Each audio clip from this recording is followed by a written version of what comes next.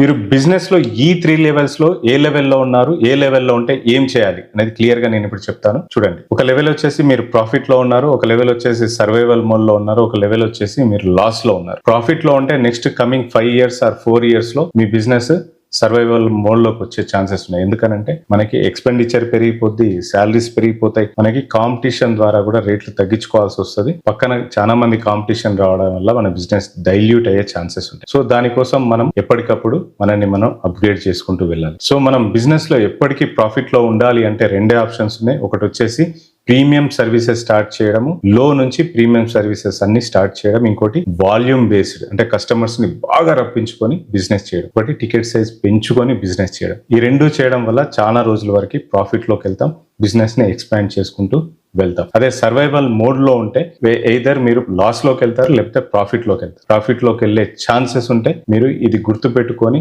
Marketing బాగా చేసి ticket size అన్నా పెంచుకోండి, లేకపోతే హై వాల్యూమ్ లోకి అన్నా వచ్చేసేయండి. ఆల్రెడీ మీరు లాస్ లో ఉన్నారు, మీరు కంపెనీ ఫీడ్ చేస్తా ఉన్నారు. సో మీకు మీ బిజినెస్ పైన గ్యారంటీగా నమ్మకం ఉంటే కొన్ని రోజులు డెడ్ లైన్ పెట్టేసుకొని అక్కడి నుంచి బయటికన్నా వచ్చేసేయండి. లేకపోతే అక్కడి నుంచి మీ బిజినెస్ మీ మనీని తింటా ఉంటే మాత్రం మీరు బయటకు వచ్చేయడం చాలా మంచిది.